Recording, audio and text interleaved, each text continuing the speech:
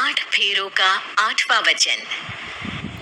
स्वाति ने इसी साल शहर के कॉलेज से पढ़ाई पूरी की है और अब उसके लिए जगह जगह से रिश्ते आने लगे हैं। स्वाति से ज्यादा उसके रिश्तेदारों को उसकी शादी की चिंता है, इसीलिए जो भी स्वाति के घर आता वो किसी नए लड़के की खबर जरूर ले आता।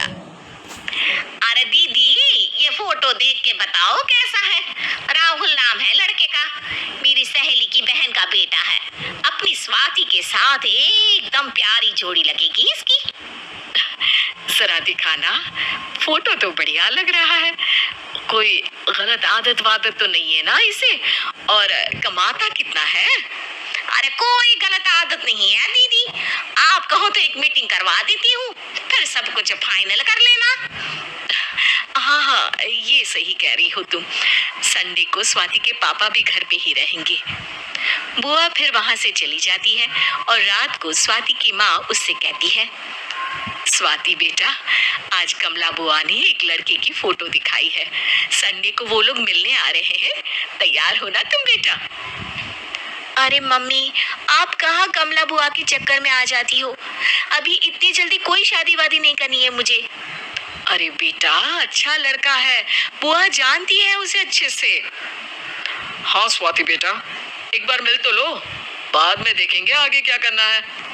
वैसे तो कमला रिश्ता लाई है तो मना करने का तो कोई सवाल ही नहीं उठता। संडे की सुबह होती है और कमला बुआ राहुल और उसकी मम्मी पापा को लेकर स्वाति के घर आती है। अरे आइए आइए भाभी, इसे अपना ही घर समझिए, इनसे मिलिए। ये मेरे भैया और ये मेरी भाभी है। नमस्ते भाभी जी, ये है हमारा लड़का राहुल, सरकारी नौकरी की तैयारी कर रहा है ये। वैसे आपकी बेटी कहाँ है? अरे स्वाति बेटा, बाहर आ जाओ। वैसे कितनी पढ़ाई की है स्वाति ने? जी, पोस्ट ग्रेजुएट है हमारी बेटी साइंस में। ये सब तो ठीक है, पर घर संभालना जानती है या नहीं? हमें कौन सी इससे नौकरी करवानी है? नौकरी तो मेरा बेटा करेगा ही। पर मैंने इतनी पढ़ाई की है और आप चाहती है कि मैं घर पर ही बैठी रहूं? अरे स्वाति बेटा, ये बड़ों की बात में तुम कहाँ बोल पड़ी? हम सब देख लेंगे क्या करना है क्या नहीं। हम तो इसी बात में विश्वास करते हैं कि घर के लड़कियां घर में ही रहे तो ज्यादा अच्छा रहता है। वरना भाई साहब, आप तो आजकल के हाल जानते ही हैं, कितनी घटनाएं होने लगी हैं औरतों के खिलाफ। स्वाति बेटा, रसोई का काम तो पूरा जानती हो ना? शादी के बाद तुम्हें ही संभालना है वो सब। अरे बहुत अच्छा खाना बनाती है ये, आप सब लोग इसकी तारीफ करते नहीं थकेंगे। लो भाई, हो गई मीटिंग, अब शादी की तारीख फाइनल कर लेते हैं। क्यों भैया? भाई, हम तो पंडित जी से चर्चा करने के बाद ही तारीख फाइनल करेंगे। सालों से हम उनकी बातें मानते हुए आ रहे हैं। लड़के वाले और कमला बुआ की बातें सुनकर स्वाति एकदम नाराज हो जाती है और उसे लगने लगता है कि शादी के बाद उसे घर पर ही बैठना पड़ेगा। लेकिन घर वालों के आगे उसकी एक नहीं चलती और उसे शादी के लिए हाँ कहना पड़ता है।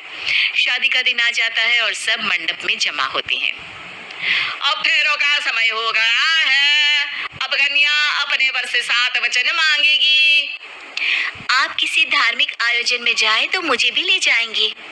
आप मेरे माता पिता का भी बराबरी से सम्मान करेंगे, हमेशा मेरा साथ निभाएंगे। आपको दोनों परिवार की जिम्मेदारियां बखूबी निभानी होगी। हर जरूरी बात में मेरी भी राय लेंगे। आप सभी गलत आदतों से दूर रहेंगे।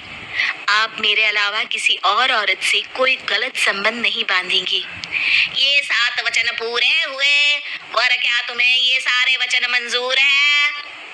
जी हाँ पंडित जी, मैं सारे वचन अच्छे तरीके से निभाऊंगा। अरे वाह वाह, बढ़िया तरीके से सब काम संपन्न हो गया। तो इसी के साथ विवाह संपन्न हुआ और आज से ये दोनों पति पत्नी हुए। 1 मिनट पंडित जी, अभी एक वचन लेना बाकी है। अब कौन सा वचन है बेटा? मैं अब हमेशा के लिए किसी दूसरे घर में जाने वाली हूँ, तो पति के अलावा मैं अपने सास ससुर से भी एक वचन लेना चाहूंगी। अब कहो बेटी। मैं ये चाहती हूँ कि मुझ पर किसी बात की कोई पाबंदी नहीं लगाई जाएगी। मुझे सब कुछ करने की आजादी होगी और मैं भी विश्वास दिलाती हूँ कि मैं एक अच्छी बहू बन के दिखाऊंगी। स्वाति की बात सुनकर उसके सास ससुर एकदम चौंक जाते हैं और कुछ बोल नहीं पाते कि उतने में कमला बुआ बोल पड़ती है। अरे बेटा, ये भी कोई कहने की बात है? रानी बन के रहोगी तुम तो। वचन देने से पहले सोच लीजिए, क्योंकि शास्त्रों में वचन ना निभाने वालों के लिए नरक से भी बदतर सजा लिखी है। स्वाति की चालाकी से वहां मौजूद सब लोग प्रभावित हो जाते हैं और लोगों में बदनामी ना हो जाए, इस कारण स्वाति के सास ससुर को उसे वचन देना पड़ता है। और कैसी अपशकुन वाली बातें कर रहे हैं आप पंडित जी? हमें मंजूर है बेटा तुम्हारी शर्त। स्वाति अपनी समझदारी से अपनी बात अपने ससुराल वालों से मनवा लेती है और खुशी खुशी राहुल से शादी कर लेती है। अब से हर शादी में मैं खुद 8 वचन दिलवाऊंगा। ओम मंगलम मंगलम मंगलम।